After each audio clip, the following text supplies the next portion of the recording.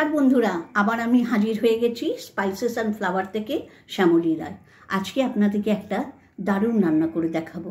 দেখুন, এই যে ভোলা মাছ খুবই এখন পাওয়া যাচ্ছে বাজারে, একটা ভোলা মাছের বেগুন ভোলা করে দেখাবো।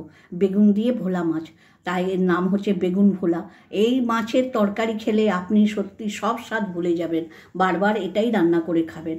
আর বন্ধুরা, আপনারা খুব আনন্দে থাকুন, খুশিতে থাকুন, খুব পিকনিক করুন, খান দান। আর আমার ভিডিওটা ভালো লাগলে অবশ্যই আমাকে একটু লাইক, শেয়ার অ্যান্ড সাবস্ক্রাইব করবেন। বেগুন ভোলা করার জন্য দুটো টমেটো নিয়েছি, বেগুন কেটে নিয়েছি আমি চারটে, এই সাইজের বেগুন কেটে নিয়েছি চারটে। দেখুন এইভাবে একটা বেগুনকে চার ফালি করে নিয়েছি। এখানে দেখুন এই টমাটোর আর ধনে পাতাই হবে এর মেন ইনগ্রেডিয়েন্ট, দারুণ স্বাদ লাগবে, একদম অল্প মশলা দিয়ে রান্না করব। আর দেখুন এখানে আদা বাটা নিয়েছি, আর দু তিনটে আরও কাঁচা লঙ্কা নেব, আর এখানে ভোলা মাছটা নিয়েছি। আর মশলার মধ্যে ধনে, জিরে, আদা, একটু রসুন ছিটিয়ে দেবো, যেগুলো লাগবে আপনাদেরকে দেখাবো আমি স্টেপ বাই স্টেপ। তাহলে আগে প্রথমে আমি মাছটাকে নুন হলুদ দিয়ে ম্যারিনেট করে নিচ্ছি ভাজা। রান্নাটা আমি সর্ষের তেলে করব। দেখুন সর্ষের তেলটাকে দিয়ে একদম ধোঁয়া উঠছে, এই অবস্থায় আমি মাছগুলোকে বেশ কড়া কড়া করে ভেজে নেব। মাছটা কড়া কড়া করে ভেজে নিয়েছি, দেখুন একদম একটু বেশ ভালো করে কড়া করে ভাজা হয়েছে। এবারে এটাকে আমি তুলে নিচ্ছি। আমার মাছগুলো সব ভাজা হয়ে গেল। ওই মাছ ভাজা তেলেতেই আমি বেগুনটা যে লম্বা লম্বা করে কেটে রেখেছিলাম, দেখুন একদম লম্বা লম্বা করে বেগুনগুলোকে কেটে রেখেছি। এই বেগুনটাকে আমি একটু ভাজা করে নেব। আর বন্ধুরা প্লিজ আপনারা এই রান্নাটা একটু দেখুন, আর এইভাবে একদিন রান্না করে খান, আপনারা তখন দেখবেন আপনারা একদম ঠকবেন না, দারুণ দারুণ লাগবে খেতে। অবশ্যই এই রান্নাটা একবার ট্রাই করে দেখুন। এখন তো দেখুন আমি এই যে এই ছোট্ট চামচে এই 1.5 চামচ, এই একদম ছোট্ট একটা চামচ, এর 1.5 চামচ মশলা একদম কম দেব। এই 1.5 চামচ ধনে আর 1 চামচ জিরে, একদম ছোটো চামচের 1 চামচ। আর লঙ্কাটা আন্দাজ মতো, আপনি যদি একটু লঙ্কাটা বেশি খান তাহলে একটু বেশি করে দেবেন। আমি এখানে মোটামুটি ঝাল হবে, এই তরকারিটা একটু ঝাল ঝাল খেলে, ঝাল ঝাল করলে দারুণ লাগে খেতে, তাই একটু ঝাল ঝাল করবো। এই জন্য আমি কয়েকটা শুকনো এটা নিয়ে একটা পেস্ট বানিয়ে নিচ্ছি। দেখুন বেগুনটা ভাজা হয়ে গেছে, একদম ল্যাটপেটে করে নয়, গোটা গোটা থাকবে এইরকম অবস্থায় আমি একটা থালাতে বেগুনগুলো তুলে নিচ্ছি।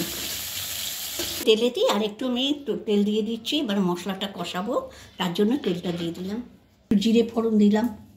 এবার এতে একটু রসুন ফোড়ন দেবো, যেহেতু ভোলা মাছে দেখবেন একটা গন্ধ আছে, এই রসুন টসুন দিয়ে রান্না করলে গন্ধটা একদম চলে যাবে।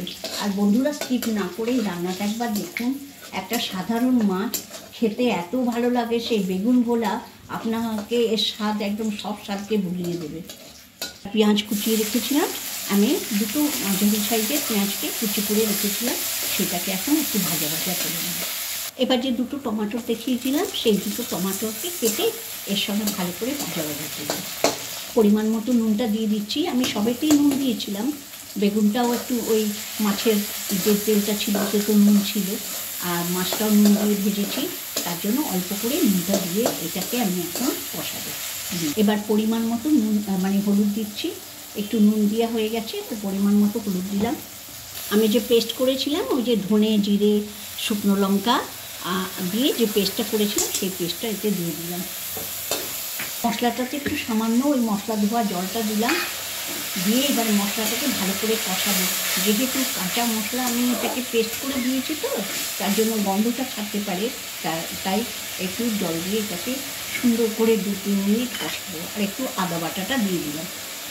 দেখুন মশলাটা সুন্দর করে একদম কষানো হয়ে গেছে, দেখুন তেল বেরিয়ে গেছে, আর মশলার যে গন্ধটা, কাঁচা মশলার যে গন্ধটা, সেটাও চলে গেছে।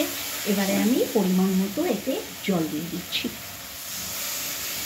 দেখুন আমি এই পরিমাণ জলটা দিলাম, কারণ ওই অতগুলো মাছ গায়ে গায়ে হবে, একদম গায়ে একটু সামান্য ঝোল থাকবে, গায়ে মাখা ঝোল, সেই জন্য এতটা করে দেখুন পাতলা এতটা করে আমি জল দিয়ে দিলাম। এটা ঝোলটা টকবক করে ফুটছে, এবারে আমি মাছগুলো ছেড়ে দিচ্ছি।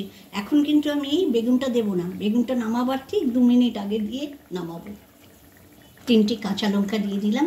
বন্ধুরা, এইটা স্কিপ না করে আপনারা এই রান্নাটা দেখে একবার করুন। ভোলা বেগুন ভোলা সত্যি দারুণ খেতে হয়। একটা সাধারণ মাছ কিন্তু খেতে অসাধারণ হয়। দেখুন আমি এটাকে 5 মিনিট ফুটিয়েছি। দেখুন ঝোলটা প্রায় গায়ে গায়ে হয়ে এসছে। এবার বেগুনগুলো একদম ভাজা, বেগুনটা একদম নরম আছে, তাই এটাকে একদম গোটা গোটাই থাকবে। এটাকে দিয়ে আমি আর 2 মিনিট রান্না করে নামিয়ে দেবো। আমার বেগুন ভোলা রেডি। একদম ওই 3-4 মিনিট আমি বেগুনটা দিয়ে ফুটিয়েছি। এবার হয়ে গেছে, ধনেপাতা দিয়ে নামিয়ে দিচ্ছি।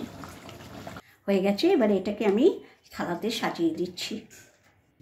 বন্ধুরা, আমার বেগুন ভোলা রেসিপি তৈরি। একদম পাতলা সুন্দর গায়ে মাখা একটা ঝোল হয় খেতে, আর এই দিয়েই পুরো ভাতটা খাওয়া হয়ে যাবে। এই ধনেপাতা, টমেটো, কাঁচা লঙ্কার যে সুন্দর একটা গন্ধ বেরোচ্ছে না, আপনাদেরকে কি বলবো। আর আপনারা সকলে খুব খুব আনন্দে থাকুন, সুখে থাকুন, ভালো থাকুন, সুস্থ থাকুন। আপনাদের সকলের সুস্থতা আর মঙ্গল কামনা করে আজকের মতো ভিডিওটা এখানেই শেষ করছি। দেখা হবে নেক্সট ভিডিওতে।